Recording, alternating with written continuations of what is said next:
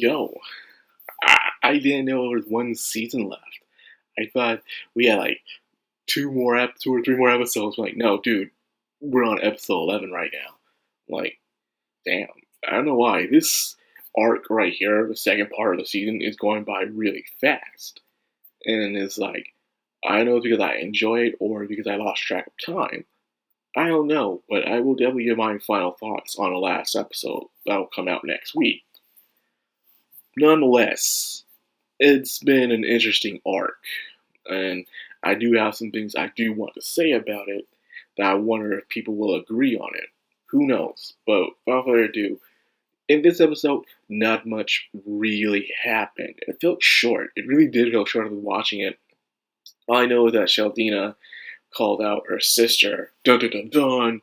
Big surprise, yes. The two are sisters, and I guess Sadina figured that out when she saw her instantly, but they never really knew each other. So what happened is the story is connecting when it comes to Raptilia's timeline. She was his royal lineage, but they decided to live a normal life. So they were kicked out of the kingdom, okay? And then after that, Sadina followed them. So she was supposed to be the original water dragon Miku, but she abandoned the kingdom as well. So right after that, Sheldina was born. And Sheldina was born, and everything was put onto her. And she was not truly meant to be the water dragon Miku. And now she had to go through all the burdens, all the hardships, the slandering, people looking down on her because she wasn't the real deal. I've seen this a lot in anime, where there's usually a big brother or big sister who is supposed to take on the family lineage, but they decide to just up and leave or forsake their duty, and they put everything on the little sibling. The little sibling had to take on all the responsibilities. They're even pushed harder because they believe that they were not fit for the role. So and it usually happens like that a lot. The selfish big sibling leaves, abandons, and puts everything onto the little sibling.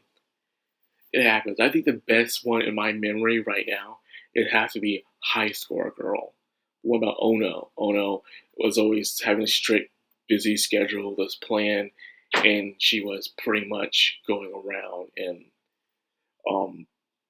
sneaking out, playing video games as a stress reliever because her big sister, who still relies on the mansion, was supposed to take all the responsibilities but chose not to because she wanted her life freedom. And she was okay putting that on her little sister. That's kind of messed up. It really is. But I guess Ono didn't mind it in a way, but she just wanted some little bit of freedom for what it is. In the end, she did get that, so that's kind. So Sadina didn't leave because she wanted to. She left because she felt she was obligated to that original royal family and stuff. So I'm guessing after that, first wave happened. It attacked Raptilia's village. Raptilia falls over the cliff. Sadina sees this and thinks Raptilia had died. Raptilia goes into slavery with her best friend. The best friend talks about the shield hero. She gets tortured a bit, but then she gets sold again to the other merchant. And then that's where she's bought by Nafumi. And you know the rest of the story from there. So things are starting to connect in a way when it comes to Raptilia's storyline and how things went down. So I'm glad that the author gave some thought for how things are placed within the story. You'll be surprised how some people aren't very good at this when it comes to time placing. And it takes a lot of you to think about things. And it's really like, okay, this happened here, so that had happened here. And then it can get confusing if you have too many characters. But it worked out in the end. So those two are fighting each other.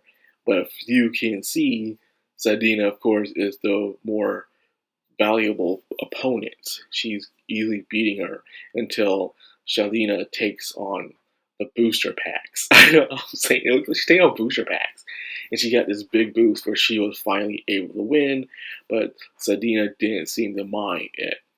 Now, whatever doping mechanism that usually happens, I don't know. This one pulled out all the stops. when it comes to some tropes. And like I said before, since last episode, the tropes are happening all over the place. It's from the advisor who's controlling the emperor, because the emperor is a child who has no true strong will of their own. So she is forcing the two to bend to her will. Then you have Shaldina being the younger sister to Dina, and they're fighting. And of course, you also have her using this booster in order for her to keep up. And she finally wins. So we're seeing all of the tropes here. And as you can see, despite how hard she does to do her job, Shaldina doesn't seem like she wants to do it. She just wants to hang out with the Emperor and just be a normal girl, but she can't do that. Until, guess what happens? She goes out of control, and for some reason, she takes on the form of Reptilia. Like, okay. Like, that makes perfect sense. No, it doesn't. I don't understand. And somehow, Raffi and Philo could know what's going on throughout the entire time since the battle to the transformation. And now this girl is on a freaking rampage. Now, what I'm guessing is I don't know if the water dragon took over her body or something else.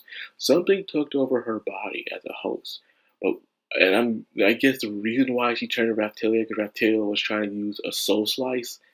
We haven't seen Raptilia use soul slice since what? Season 1, when she used it on mine and stuff. I think that last time you see her use soul slice, but I guess soul slice was. I get what's happening. I think it was the water dragon Miku, the water dragon spirit. That's what I'm guessing was what happened. Raptalia tried to split their souls for merging by using Soul Slice, but it didn't work out. Instead, it took Raptilia's appearance on because of Soul Slice, and now she looks like Raptilia, and she's going around beating the crap out of everybody, killing some people too. I mean, she's doing such bloody damage to the point that people are foaming at the mouth for how terrifying she is now. And as for the advisor, who was about to leave everyone for dead, I think she's about to get her comeuppance the next episode. And there we go. We gotta save Shaldina. You know, I will definitely give you my final thoughts when the last episode of the season comes out and see how I feel about this season. And I have some mixed opinions, some mixed feelings about how things were going. But they'll come clear when the next episode comes out. Everything depends on this execution of it. Other than that, we'll see. Until then, I hope you guys enjoyed the video. Like, comment, subscribe, and of course, hit that bell icon. This has been Madcrownxox, all anime. Signing out.